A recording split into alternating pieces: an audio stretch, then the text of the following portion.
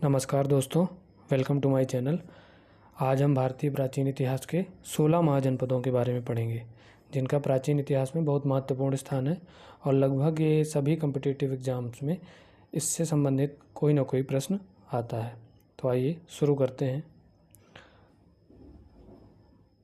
महाजनपदों में 16 महाजनपद थे जिनकी अलग अलग राजधानी थी। इनको हम अपनी एक छोटी सी ट्रिक के माध्यम से समझने का और याद करने का प्रयास करेंगे। तो पहला जो महाजनपद है वह है अंग। तो यहाँ पर हमें ऐसे याद रखेंगे कि अंग जो हम अपना अंग जो होता है उसमें हम क्या चंपा या चमेली का तेल लगाते हैं। तो चंपा का फूल है तो उससे तेल बनता है, तो उसको अपने क्या करते हैं, तेल को क्या लगते हैं, अंग में लगाते हैं। तो इससे याद हो जाएगा कि चंपा और अंग, तो अंग की चंपा हो जाएगी राजधानी। ठीक है। दूसरा है मगध। मगध प्राचीन कालीन 16 महाजनपद में सबसे बड़ा राज था, और सबसे बड़ा राज्य होने के कारण सबसे बड़ा ग्रह भी वही था। तो पूरा राजगृह था, सभी राजाओं का ग्रह वही था, तो इसलिए मगध की राजगृह हो जाएगी। हालांकि मगध की सबको लगभग याद रहता है राजगृह या गिरिव्रज।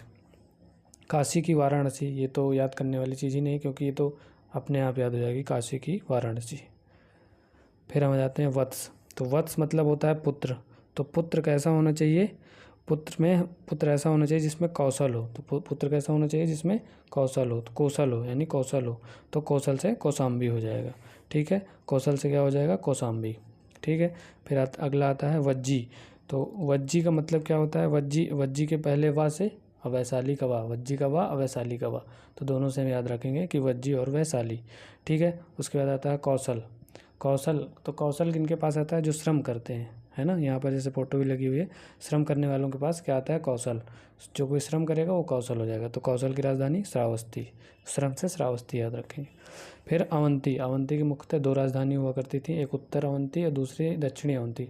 तो उत्तरी अवंती की राजधानी होती थी उज्जैन, जहाँ पर उज्जैन होती थी, और दक्षिणी अवंती की राजधानी, उज्जैन की राजधानी होती थी अपनी माहिष्मती, जैसे बाहुबली का यहाँ पर फोटो लगा भी हुआ है। फिर आ जाते हैं मल्ल।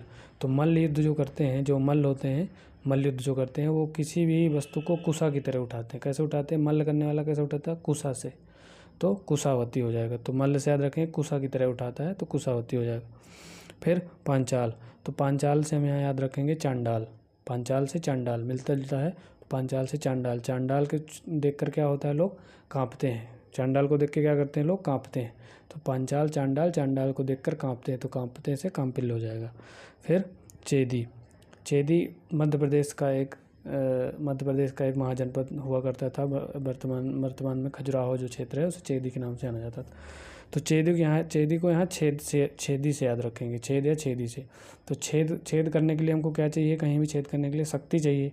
छेद करने के लिए क्या चाहिए, शक्ति चाहिए। तो शक्तिमती हो जाएगा। तो यहाँ छेदी या छेदी से शक्तिमती हो जाएगा।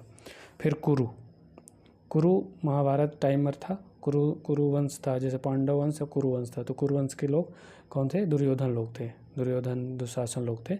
तो जो कुरु की राजधानी इंद्रप्रस्थ है। तो इंद्रप्रस्थ से कैसे याद रखेंगे कि कुरु वंश की तरफ से कर्ण था और उसके पास क्या था, कवच और कुंडल था। तो इंद्र ने उससे छीन लिया था, यानी प्रस्थ कर लिया था। क्या कर लिया था, इंद्र ने छीन लिया था, तो कुरु लोग हार गए थे। तो ऐसे याद रखेंगे, कुरु और इंद्रप्रस्थ कर्ण से याद रखेंगे। ठीक है। फिर अगला है मत्स्य विराटनगर। तो मत्स्य मतलब होता है मछली। तो मछली बहुत विराट, यानी कि मछली का जो अवतार लिया था भगवान विष्णु ने लिया था।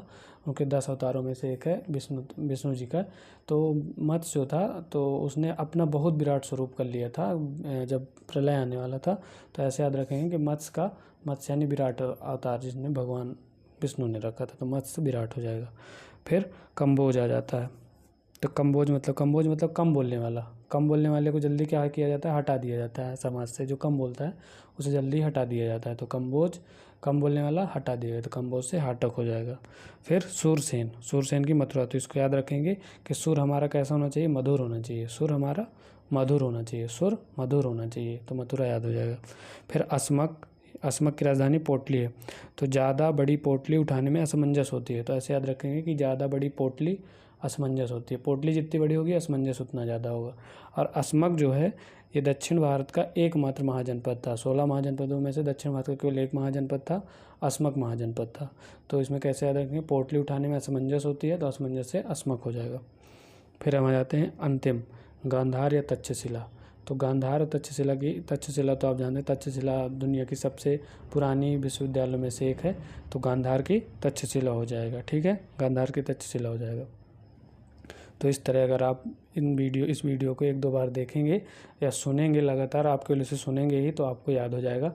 इससे आपके कम से कम 1 से 2 क्वेश्चन बन जाएंगे। आने वाले एसएससी, रेलवे, किसी भी एग्ज़ाम हो, पीएससी हो, सब में लगभग 1 क्वेश्चन यहाँ से आता है। तो अगर अच्छा लगा हो तो लाइक करें, सब्सक्राइब करें, कमेंट करें। Thank you. जय हिंद, नमस्ते।